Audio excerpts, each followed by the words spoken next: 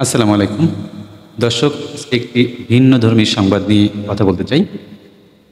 বলতে চাই, দেখুন, আমরা দীর্ঘদিন ধরে বিভিন্ন ধরনের অনিয়ম, অন্যায়, অবিচার কিংবা ত্রাস, টেন্ডারবাজি, চাঁদাবাজি এসব দেখে দেখে এ পর্যন্ত এসেছি।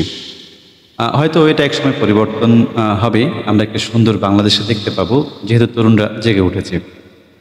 তো আমরা এই ব্যবস্থাগুলো যেগুলো বর্তমানে প্রত্যক্ষ করছি, ঠিক সেই ব্যবস্থায় যদি কখনো এমন ঘটে যে চাঁদাবাজরা, সক্রিয় চাঁদাবাজ যারা, তারা চাঁদাবাজি করেছে এবং চাঁদাবাজির পর যাদের কাছ থেকে চাঁদাটা তারা নিয়েছে, সেসব ভুক্তভোগীরা যখন আবার এক হয়েছে, তাদের মধ্যে যখন ঐক্যটা তারা প্রদর্শন করতে পেরেছে, তখন তারা পরাজিত হয়েছে। মানে চাঁদাবাজরা পরাজিত হয়েছে। কিভাবে?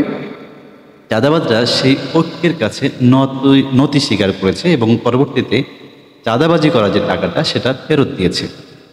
ভাবুন তো বিষয়টি। না, এটা ভাবনা না, এটা আসলে বাস্তব। এই বিষয়টি ঘটেছে গতকাল 1 অক্টোবর নারায়ণগঞ্জে।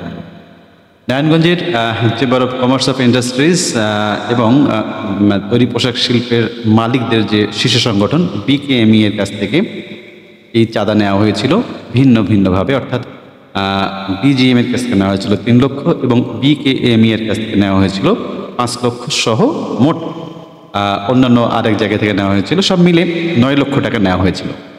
যদিও এই সংবাদটি পরিবেশন করেছে যমুনা টিভি তাদের অনলাইনে। আমি যদি সংবাদটি আপনাদের একটু পড়ে শোনাই।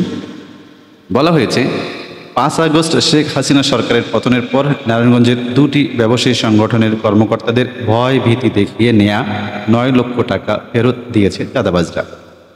মঙ্গলবার 1 অক্টোবর দুপুরে নারায়ণগঞ্জের বিকেএমই এর প্রধান কার্যালয়ে সংবাদ সম্মেলনে নারায়ণগঞ্জ চেম্বার অফ কমার্স ইন্ডাস্ট্রিজের সভাপতি মাসুদুজ্জামান ও বিকেএমই এর সভাপতি মোহাম্মদ হাতেম কথা জানান।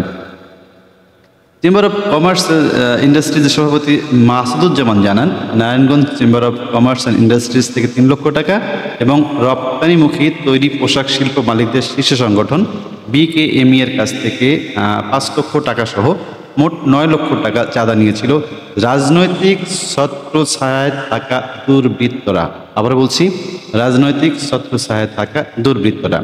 পরে পরিস্থিতি স্থিতিশীল হওয়ার পর বিষয়টি গণমাধ্যমে নজরে আনা হয়। এরপর ব্যবসায়ীদের ঐক্যের কারণে চাঁদাবাজরা সে টাকা ফেরত দিয়ে গেছে। দেখুন, দুটো বিষয় এখানে উল্লেখ করার মতো। একটা হচ্ছে রাজনৈতিক ছত্রছায়ায় এই দুর্বৃত্তরা এই কাজটি করেছিল। তো এই যে রাজনৈতিক ছত্রছায়া, এই শব্দটি কিন্তু আমরা দীর্ঘদিন ধরে শুনে আসছি। এইসব চাঁদাবাজি যে রাজনৈতিক ছত্রছায়ায় হয় কিংবা ঘটে, এটা নিয়ে বলবার কিছু নেই, কিন্তু আমরা একটা পরিবর্তন চাই। কিন্তু এইখানে যেটা ঘটেছে, ব্যবসায়ীরা বলছেন যে তাদের মানে পরিস্থিতি যখন স্বাভাবিক হয়ে এসছে, তখন তারা বিষয়টি গণমাধ্যমের নজরে নিয়ে এসছে। এরপর ব্যবসায়ীর মধ্যে যে একটা ঐক্য তৈরি হয়েছে, সেই ঐক্যের কাছে চাঁদাবাজরা পরাভূত হয়েছে কিংবা পরাজিত হয়েছে।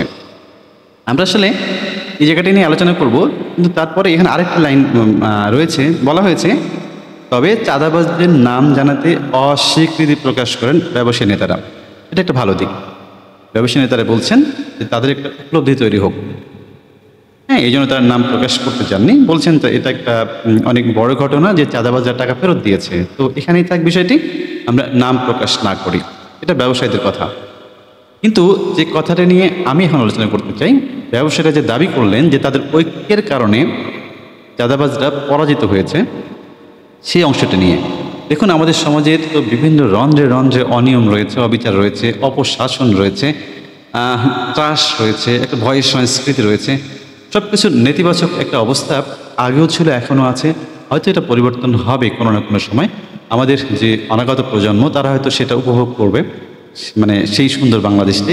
কিন্তু আপাতত যেটা দেখতে পাচ্ছি, এই যে অরাজকতা, এই যে একটা বিশৃঙ্খলা, এই যে মানে ত্রাস, মানে এক মানে রাজনৈতিক ছত্রছায়া বলতে কি, মানে একটি দল যায় আর একটি দল সেখানে পুনঃপ্রতিষ্ঠা হয়, পুনঃপ্রতিষ্ঠা পায়।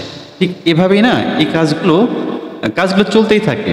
শুধুমাত্র শাসন চেঞ্জ হয়, কিন্তু কাজগুলো চলতেই থাকে। হ্যাঁ, তো এই যে অপকর্মগুলোর বিরুদ্ধে যদি এইসব সংগঠন বিকেএমই এবং নারায়ণগঞ্জের chamber of commerce of industries তারা যেটা দেখালেন, তাদের ঐক্যের মাধ্যমে তারা খুব সহজেই বিষয়টি প্রথমত গণমাধ্যমে নিয়ে আসলেন, এরপর তারা পরাজিত হলেন।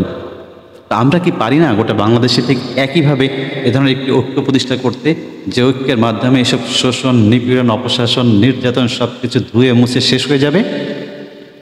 এরপর যে বাংলাদেশটি প্রতিষ্ঠিত হবে, যে একটা স্নিগ্ধ সুন্দর সবুজ বাংলাদেশ আমরা দেখতে পারবো।